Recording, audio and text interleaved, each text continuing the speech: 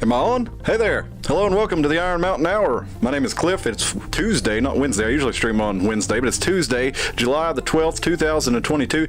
We did an episode on Sunday that we titled episode 43, and we called it, what did we call it? We called it CERN It All Down.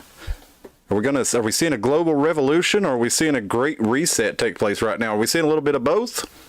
Well, why don't you jump in the chat and tell me what you think? That's what the chat's for. I'd really love to hear your input on it. And we had quite a lively conversation on Sunday night, but we had the video removed by YouTube on copyright grounds from BBC, which, I mean, I was kind of feeling like maybe I should take it down anyway, because I thought, you know, maybe give the people a few days to watch it and then take it down before it gets struck for medical misinformation, because you know how Pfizer be when we start talking about them. They don't really like that. They like to narc on you and try to have your stuff pulled down. But I decided I'd get back on and do a quick stream tonight to go over some of the stuff that we went into on Sunday. And just in case you missed it, didn't have a chance to watch it, the video was up for like 12 hours and then it got pulled. BBC blocked it because Tim used a BBC video, fair use, completely, you know, okay, the way you're supposed to do it. And I guess we could have fought it on the copyright claim, but this probably would have been a waste of time. And again, it might have drawn attention to the Pfizer stuff in a light that we're not looking to do. So I'll go over what we went into on Sunday, and we will try to get you caught up, because I want to put it out there because we're going to hit some stuff next week that we built on in this episode from Sunday. So I don't want you to not know what's going on if you missed that episode, you didn't catch it live. I think we had about 60 people catch it.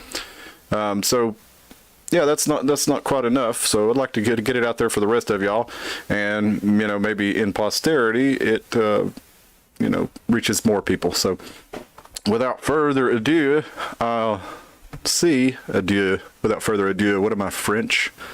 Without further ado, I'll start with some of the stuff that Tim was talking about, because he made a good point, and I think I can illustrate the point without actually playing the video that got us copyright struck. So I'm going to try that real quick. We're going to first look at a video of Pfizer CEO Albert Bourla, and the video says he's glitching out. I don't really feel like he's glitching out, but I'll let you be the judge of that. Let's watch him real quick for a second. Let me turn on the audio here so you'll be able to hear it. And here we go. This, everybody, is CEO of Pfizer, Albert Bourla. What he's saying is really not important for our conversation. I want you to look at this man's neck. Many of your medicines, we know from the COVID vaccine, very effective, very welcome. The logistics around that vaccine were not straightforward because of the new technology. You know, you see him doing this, you know, I can hardly do it. It looks like a frog or something, and people are saying, oh, he's an amphibian. He's not really a reptilian, he's an amphibian. That's what Tim said, but Tim was saying that in jest. But he wanted to show us this before we went on to talk a little about some species in the animal kingdom who are, what's the word, symbiotic organisms, where they are something. He showed us a video of a lizard that was not eating these delicious crabs. I'm sure the lizard would have loved to eat them, but these lizards, they got covered in salt water. They had to blow all the salt that they got in out of their noses, and it got stuck on them and crystallized on their body. Well, these crabs come and pick it off of them, and the lizards don't eat them because it's beneficial to them to let that, you know, other species survive and perform its function for them. And then you go on to, hey there, T-Cat, the big blue butterfly, and hey Dalton, I'm glad you're with us. But yeah, it's all right. We'll make do. But anyway, Tim was going on to, that's the video that got us struck, was a BBC video of these crabs pulling the salt off of the lizards. And then we went on, we also talked, I brought up the oxpecker bird that gets in the crocodile and pulls the crap out of its teeth, but the crocodile doesn't eat it, even though the crocodile could clearly munch on, you know, this delicious snack of oxpecker. Everybody likes a good oxpecker in their mouth every now and then. Well, the crocodiles do, and it's beneficial to them, so they don't eat it. They go out and, you know, get water buffalo, things like this. But the point I think that Tim was trying to get around to, or maybe he was just alluding to it rather than actually making the point. Maybe he wanted you to make the point for yourself, but I'll go ahead and spell it out for you. is, what if these people are just basically different species from us? I mean, yeah, they look like human beings, but I mean, you go figure. I mean, they seem to be like they want to eat us, but at the same time, they recognize that we're still beneficial to them at this point. I don't know if that's the point Tim was making or not, but that's where my mind went when he was showing us this, and I think it fit in perfectly with my theme for the episode. So maybe I was just leading myself on a little bit by taking and reading into my own thoughts into what Tim was saying. So, as we discussed in last Wednesday's episode, if you didn't get that one, check it out. It was more of an episode than a news and current events roundup. We usually do those on Wednesday, but this week we decided this past Wednesday, the Georgia Guidestones got blowed up at about 4 a.m. Wednesday morning. So Wednesday evening, we decided that we had to go ahead and get into the Georgia Guidestones, go over some of the tenets that were ascribed on those, find out what we could about who owned them, and find out when they started, what the point was, all this stuff. So we put that up on Wednesday. If you're interested in checking that out, that was our... it's got Georgia Guidestones in the title. I can't remember what we called it, but go and check that out on our channel. Luckily, the copyright strike didn't hurt our channel. It's not going. We don't have to worry about getting the thing pulled or anything like that. Dalton says, I think it's more likely that they're possessed by another species. I like where your head's at, Dalton. Let's see what we got here. But we got into the Georgia Guidestones, and that was on, what was that, the 6th? Yeah, that was the 6th. Well, what happened on the 5th? Well, the Large Hadron Collider at CERN in Switzerland restarted. Now, CERN is an acronym for the European Nuclear Research Agency. Thank you, Dustin. I said anagram. Dustin gave me the right word there on the live show. But they do a lot more than that. I think they invented the internet, and they've been kind of at the cutting edge of physics since they've been around. I think since the 1980s. But CERN fired up the Large Hadron Collider, which is a particle accelerator that they're using to search for particles that existed at the Big Bang. They're basically trying to create miniature Big Bangs.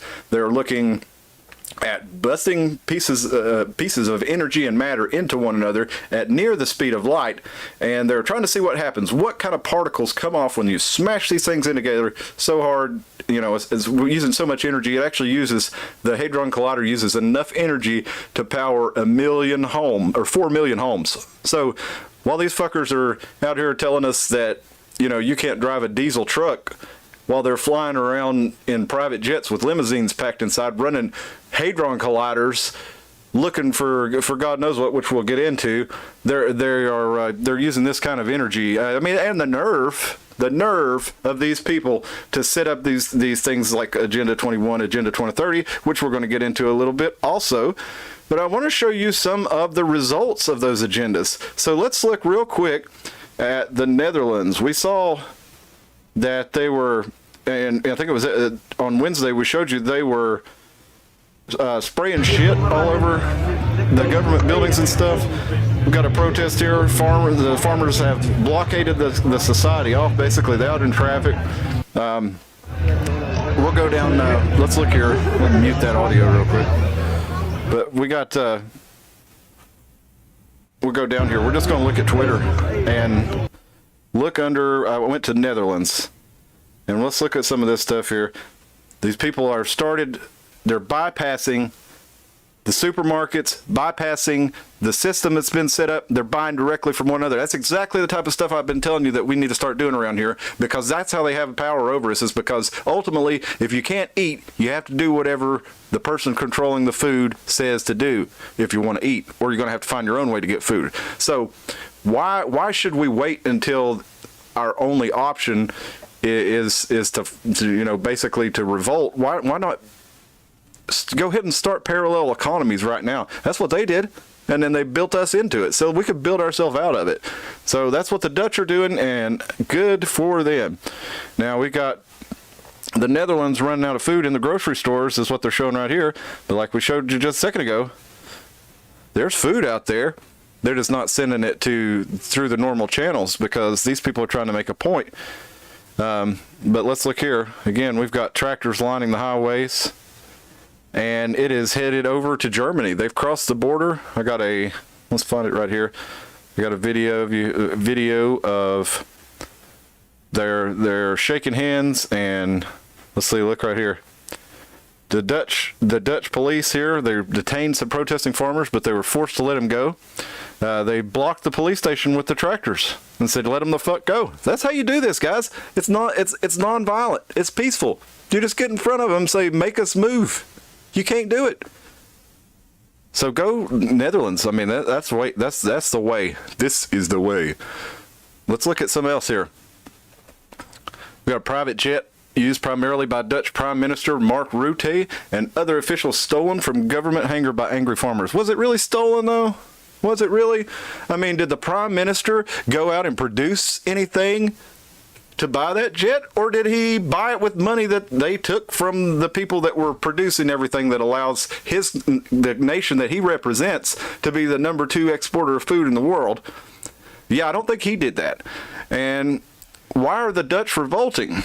Well, that's a good question. That's not really being explained very well in most of the media, but to my understanding of it, there was a limit set on nitrogen, and thus also the limit on the number of cattle that these people could grow and nitrogen that they could use. And it was a 30% reduction, and if I understand correctly, it goes down to a 50% reduction next year, and then an 80% reduction the year after that. So that is the way. Their way of life is not sustainable with that. And if we look at other places where this has been tried, let's look at Sri Lanka here. Sri Lanka, we saw. Well, I showed you on Sunday, but I guess you didn't see it if you didn't catch the video before it got pulled. But here's a couple of pictures of how's it starting, how's it going here. We got the World Economic Forum, Sri Lanka, PM. This is how I will make my country rich by 2025. And you know what? We talked about before on this channel about the environmental social government scores that the UN uses to determine if a country is worth a damn and gets preferential treatment or whatever. Dalton says stuff's hitting the fan. In other words, they're revolting because their governments are trying to starve them. Yeah, you hit the nail right on the head, Dalton. You hit it right on the head. Now we got that video, or this. Here's the World Economic Forum from 2018. How we will make Sri Lanka rich by 2025, and then we got April of this year. Why Sri Lanka is facing one of its worst economic crises. Well, you got exactly what you want, boys. Klaus, you got exactly what you want. But I don't think that they wanted this. I don't think that they wanted, look here, they've deleted it now. But I'll tell you what I don't think they wanted. Sri Lanka was the beta test. Yeah, it says Klaus, the space villain. But I don't think that they got exactly what they wanted, because we ended up with the presidential palace stormed. We had the prime minister fleeing the country on a military ship. But not only that, the best part of it is they're actually calling out the World Economic Forum. They're holding up signs in English that say no Klaus Schwab. So, I mean, could it be a color revolution? Another one of these things that the intelligence agencies in the West start? I guess it could, but I mean, it doesn't look like that. I hope that's not what it is. But at any rate, the big blue butterfly, yeah. Tim also told us about a big blue butterfly who tricked ants into taking care of it.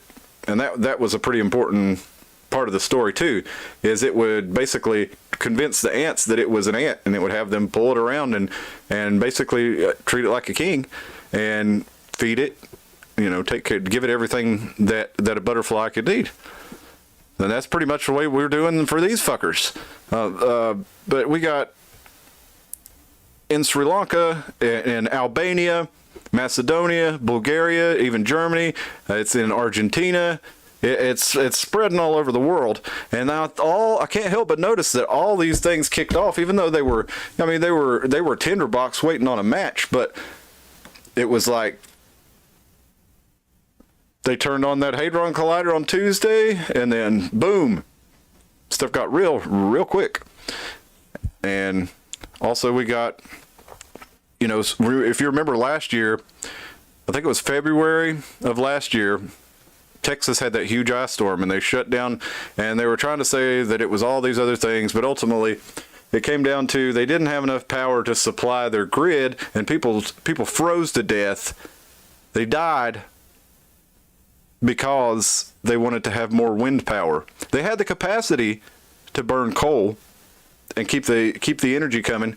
The Texas the Texas Power Commissions, they actually requested from the EPA to be able to turn up the coal power plants because they said, look, we got this ice storm coming. We're not going to be able to keep up with the demand for power with what we got. And then on top of that, the windmills froze.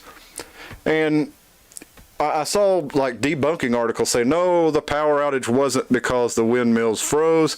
And then you read down the bottom of the article and it's like, they wouldn't have enough capacity even if the windmills were running at full strength. And then very, very light at the very bottom, Texas went over to solar power and switched off some of their coal power plants. But then according to, this green agenda, whatever it was that they were regulation, I don't remember the details. It was a year and a half ago, folks. Work with me. But if you want to look it up, go look it up. Anyway, now we got Texas today. Texas demand for electricity may exceed the state's power supply today. Here's what that means. I'll tell you what it means. It means that they want you to end up like these other countries where you have just enough to get by and you have to come asking for the government or from some corporation, whatever it may be. I mean, they really don't care. They at the very top, it's all, I mean, they all get their money from the same places. But that's ultimately the goal, in my opinion, of all these environmental programs is to basically starve you. Now, I have nothing against protecting the environment. I'm a very pro-environment person myself.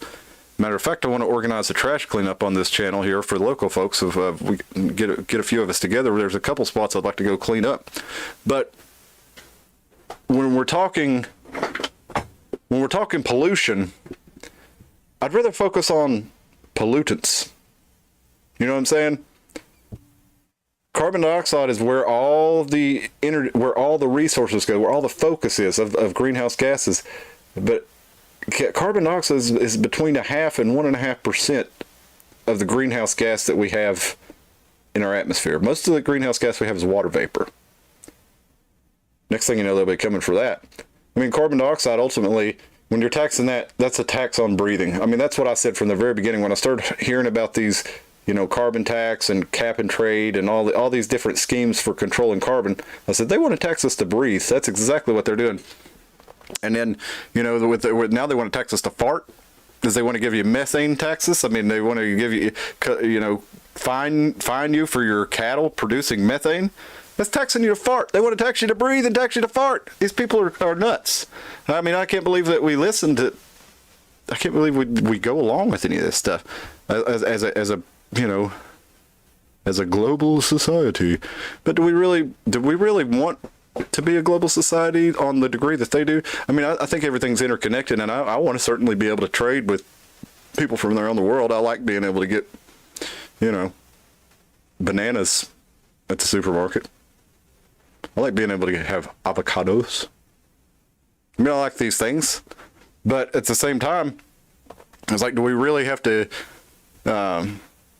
give up everything about what makes us unique as countries in order to enter some, international superstate that's overseen by the likes of Klaus Schwab's and his buddies like Bill Gates and Anthony Fauci and these guys that have totally screwed up the world we've lived in for the last year to 2 years. I mean, they've been doing it for a long time, making things worse and worse.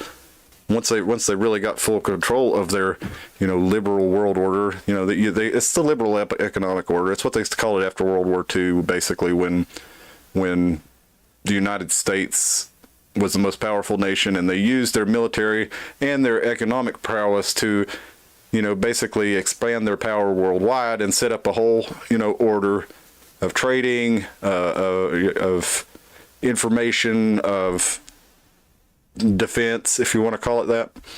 But it went worldwide, and they called it the liberal economic order, and now they're calling it the liberal world order. George Bush, he said we needed a new world order, and I think we got that, and that's what they're now calling the liberal world order. If you saw the video of the Biden guy on CNN the other day, they asked him, how long are people supposed to? What do you say to the people who say, I just can't continue paying $4.85 a gas for gallon, or for for 2 years or months or however many. And the Biden advisor, a former BlackRock man, said, well, you know, that's just the price that we pay. This is about the future of the liberal economic or the liberal world order, and we have to stand firm.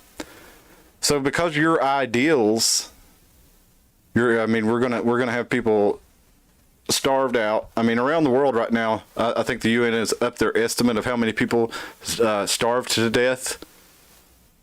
As it increased by 72 million extra people starved to death that wouldn't have starved to death without the lockdowns that they did for the COVID stuff. And there was a lot of us out there saying from the very beginning, you can't do this. It's going to ruin education. It's going to ruin the economy. It's going to ruin agriculture. You're going to screw up the whole planet. You do not know the forces you mess around with if you're supporting this. Now, the people at the top who decided to implement it, they know what they're messing around with. But I'm saying your average person who went along with the lockdowns and said, well, I think it's a good idea just for a little while to make sure, you know, that we try to get the handle on this thing. Did we get a handle on the thing? No, we just delayed it until the spring or until the fall and the winter, when it ended up being far more severe because we weren't in sunlight, where vitamin D levels weren't high enough. We were inside and cramped together when it was going around, rather than being outside and getting. But anyway, moving on. you know where I'm talking about. Y'all are right there with me, I'm pretty sure. But I don't want to get caught up on that because it's a little bit of a sidetrack from where I want to go. But the point I'm starting to make here is after we had CERN fire up, everything popped off all around the world, and we've got articles here from Snopes. Let's look at this Snopes article here.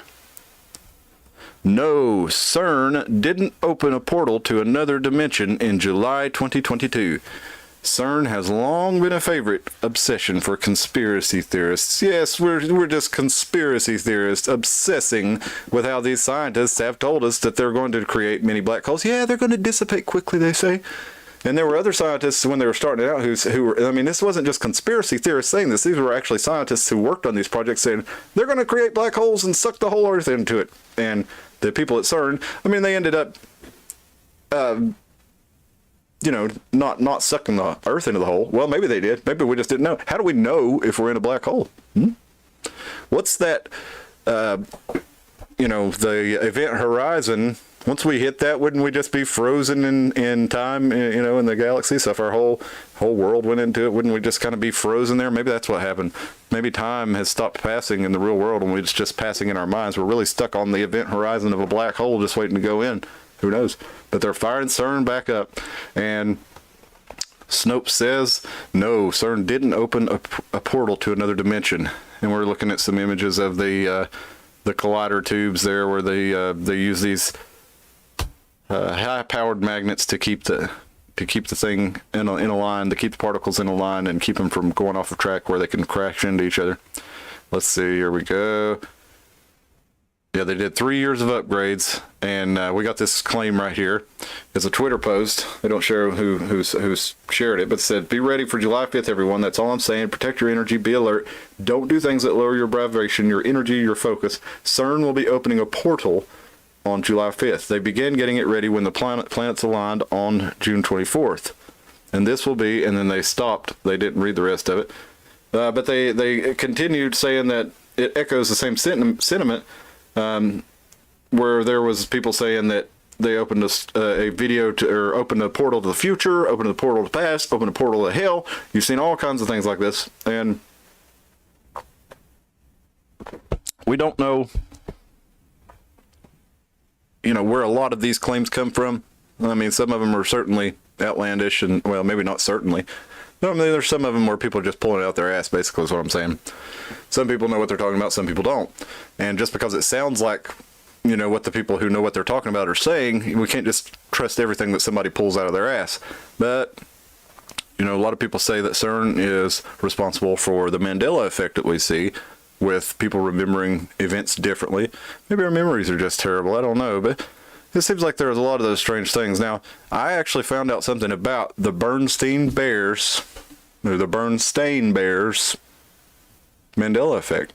There were actually, and I saw pictures of these VHS said Bernstein Bears, and I remember when I was a kid seeing Bernstein Bears, but I found out, this is new information for me, just about a week or so ago, that there were actually some low-budget VHS and book productions by a not usual company that they use to produce the Bernstein Bears books, and they actually did produce some with E's instead of A's.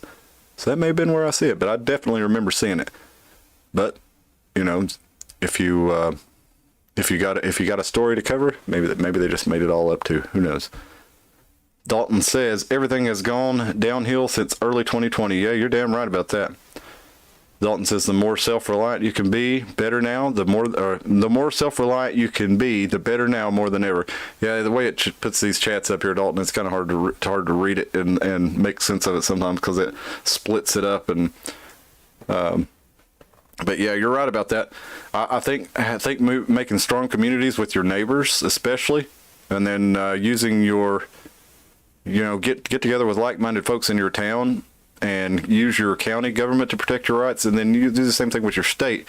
And I think that's the best tools that we have really right now. You probably don't. I mentioned that I'm into anarchy and stuff a lot, and you might be surprised to hear me say stuff like that. But right now, the state is the most powerful thing around you. So, I mean, even if you don't believe in the power of the state, you're going to have to use the power of the state to protect yourself. So, yeah. It's what was the tool we got in our chest. So let's use it as much as we can, but then let's also, like I said, build things where you don't need it. Build community structures where you can get all the things you need. Grow you a garden and find you somebody to trade with. That's a good start. It's not enough, but it's a start. Then you don't have to go begging the government, for a EBT card to buy tomatoes. So I mean, that's something. But let's go on. I don't want to keep you too long, but let's get on real quick to CERN, demonic entities escaping from CERN. Now, there's a lot of long videos on here, but I want to go down and read you. If you're interested, search that. They got all kinds of stuff, but I want to read you this piece of this article from. Let's see. This is from patriotsfortruth.com, but it quotes a couple other articles here. It has it all together to where I can find it easy. So let's look at it together. CERN and Google have partnered on creating a future Large Hadron Collider. CERN stated that since Google is a data storage company, they'd be the perfect company to pair with while developing their quantum computing projects. These projects include cloud computing and machine learning. Why would a company like CERN really want to team up with data storage like Google? Well, I mean, there's a lot of reasons, but it says whistleblowers speak of CERN being used to communicate with interdimensional demons.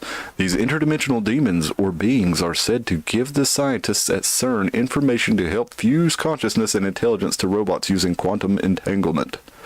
Now, quantum entanglement is a physical phenomenon. So if you got two particles, right, and they have quantum entanglement, you can shoot them in different directions across the universe and apply a force to one of these particles, and the other particle across the universe will react to it. So that's something that they've actually proven.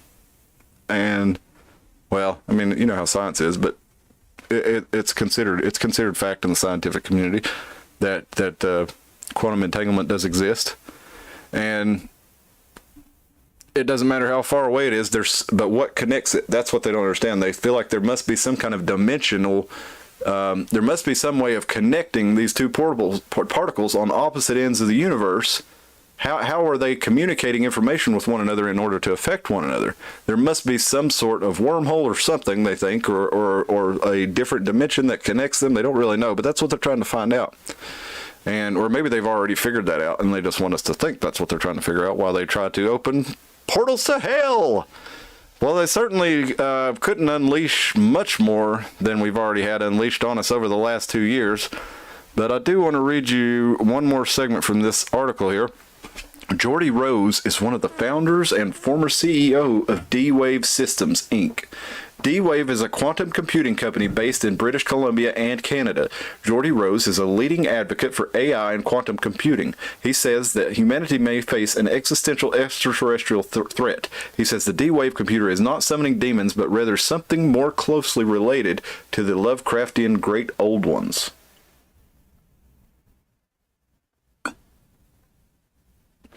Are they calling Cthulhu with this thing? Let's see.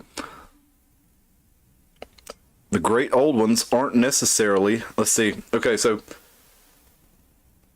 The great old ones aren't really like evil. They're just kind of there, and we're like ants to them, I guess is the idea, if you're in the Lovecraft stories.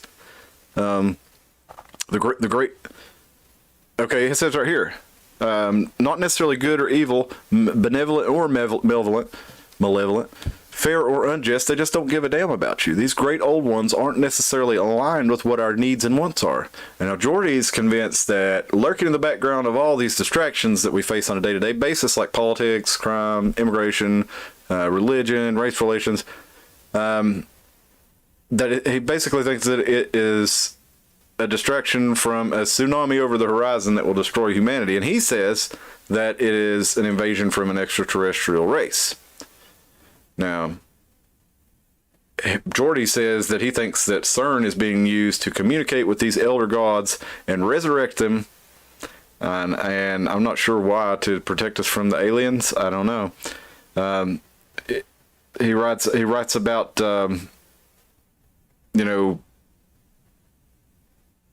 okay, let me just read this right here for you. H.P. Lovecraft was a writer of weird science fiction and horror novels in the 1930s. In his works, he wrote about deities and beings, including the great old ones and elder aliens, such as the Elder Things. The problem is these gods that H.G. depicts in his books look like what the average person would consider as a demon or a monster, or H.P. He says H.G. I was thinking of it. He went right to H.G. Wells, I guess. But they would consider a demon or a monster some sort of evil. Two other gods he writes about are Dagon and nuclear chaos. Lovecraft believed that humans worshipped religious gods that are aliens and have little concern for the needs and wants of humanity. And the Philistines in the Bible worshipped a god named Sanos. So Jordy's basically saying that they're using CERN to communicate with these elder gods and resurrect them, and perhaps fight off the alien invasion. I don't know. That's one way to look at it. A lot of people say that these people are actually trying to communicate with satanic demons and all these other stuff that are not the great old ones, but actual evil things. And there's reports. I've heard it on InfoWars. I've not actually seen where Alex Jones gets this, but I've heard him say it several times. So you could probably Google what he's talking about and get to the idea that on the other side of this thing are entities who are communicating with human beings through things like schizophrenia and autism, and also with psychedelic drugs, ayahuasca, DMT, that there is a veil that is being lifted, and that behind the veil are these beings that are in another reality that want to maybe experience corporal pleasures, carnal pleasures. Maybe they want to, maybe it's like the Nephilim in the Bible who thought the women, the daughters of Adam and Eve, were beautiful and wanted to come down and, or no, that was the Nephilim were the kids of those. But they came down and banged the women in the Bible because they were turned on to them. Well, what if it's a kind of similar thing there? These guys, they don't have bodies. They live in another plane maybe where there is no bodies. So they try to use the influence that they do have in order to influence people to construct devices that will open a portal for their, whatever their form is, to come and inhabit a physical form in our world, or maybe even inhabit our physical form, as Dalton was talking about earlier. That guy, that Borla guy, look at this. Looks like, it looks like a skin suit. Very effective, very welcome. The logistics around. Listen to what he's talking about while this guy's doing this frog gulp too. He's talking about how the COVID vaccine doesn't seem to be working the way they said it would, or whatever. And he's like swallowing. Looks like he just wants to. There's something about to bust out of him, and he's just holding it back. But that creature. It's like a lot. It's like a lot of our institutions, man. They're just, you can look at it as, you take the media, for example. It's like they use these once credible institutions, but they get infiltrated by people with a political agenda, and then they basically use the news outlet or the television network or whether it is they that you trusted or that you liked. They're wearing it like a skin suit and doing their own thing, but you still feel like you're getting what the outlet originally was for. But before I wrap it up here, I want to show you a couple more things. You've probably seen this one, but let's look at the Georgia Guidestones aerial view. Here it is. This was the day after CERN turned back on. Who did this? Who knows? We may never know. But they blew up the English tablet first, and then the state came in and destroyed the rest of the thing. And that's something I thought was really funky too. Like, you've got a crime scene here, you know. I mean, I guess they're investigating it as a crime, aren't they? They said the Georgia Bureau of Investigations was investigating it. So they have to be looking at it for one, half a day later, and they took the things down. It was like, what, 14 hours after the explosion that they bulldozed the rest of them? Are you done with your forensic investigation already in 14 hours? You're going to find out who did this? Or maybe they already know. But they're sending out a picture of a video of a silver sedan fleeing the scene after the event and asking for the public's help, which is like, don't you have a camera on the thing? Why don't you show us the camera on the thing? Yeah, they do have a camera on the thing. Let's look right here. Let's watch the magic happen here.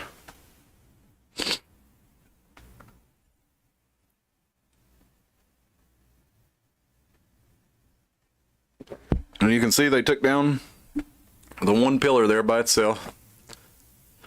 Left the rest of it standing. It was dangerous. The other ones had to be taken down, you know, for safety's sake. And word is, you know, you always heard about the time capsule under there, but I heard they didn't find one. But, you know, who knows? Maybe they wouldn't tell you if they did. And before we head out here, since we don't have Tim here to keep it lighthearted and, you know, do the stuff he does, let's show you this one here. I'm sure you've seen it going around, but just in case you haven't, we got Dollar General coming in. Oh my God, the dogs are here and they're gonna knock down all my stuff.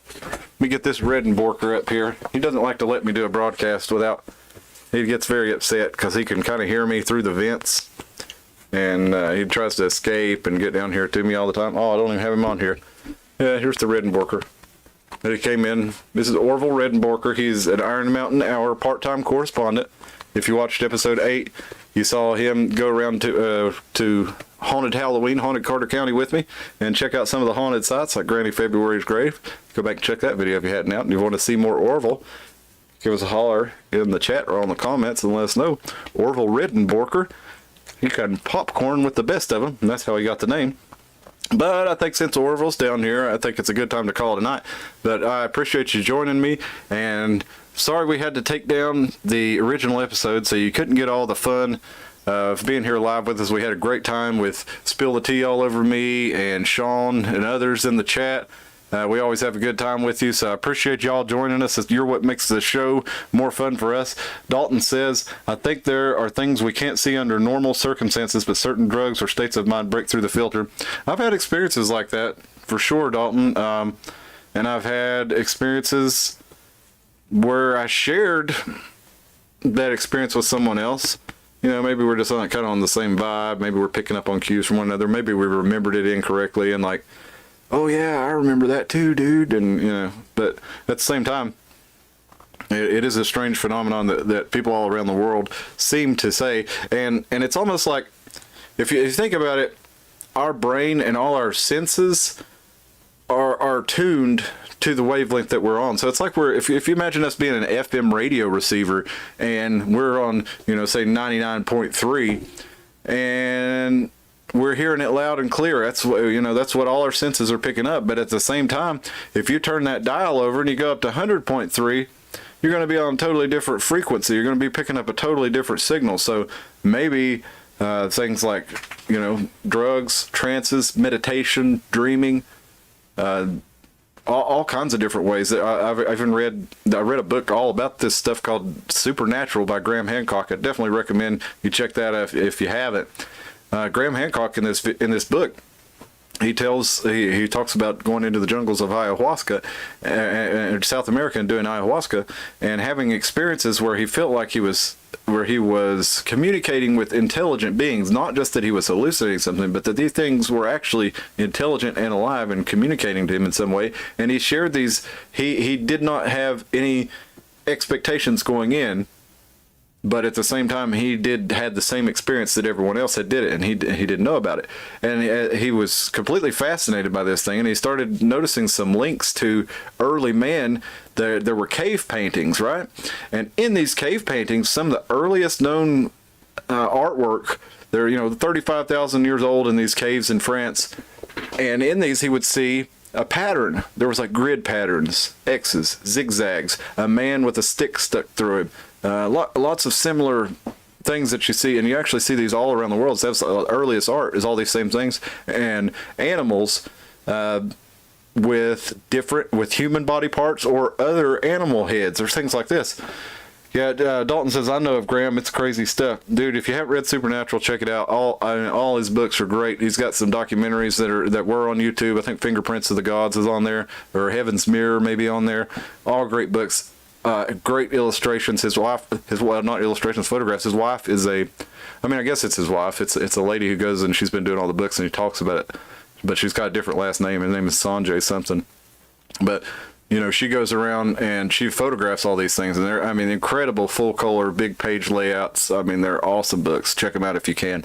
But he goes on to discover a link between these ancient cave paintings and what people see in psychedelics and also in trances. And he finds different cultures around the world find different ways to get into these trances. Some of them, there were tribes in Africa who would dance to exhaustion. They would stand out and they would have a big fire and they would dance around this thing until they would pass out from exhaustion and go into a trance. And then these whole groups would have similar experiences where they were all in the trance together and they were talking to these serpent gods. So,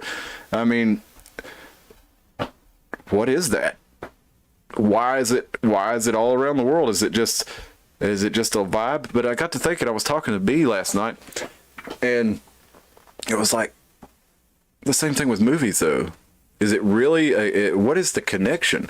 There's like 15 stories that we tell over and over again in different settings, different characters, different events that are actually, the catalyst for them or whatever. But, you got the hero's journey.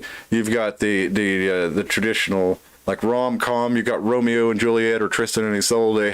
You basically got these same templates for stories that we see over and over again. You got the imposter story, the man who would be king.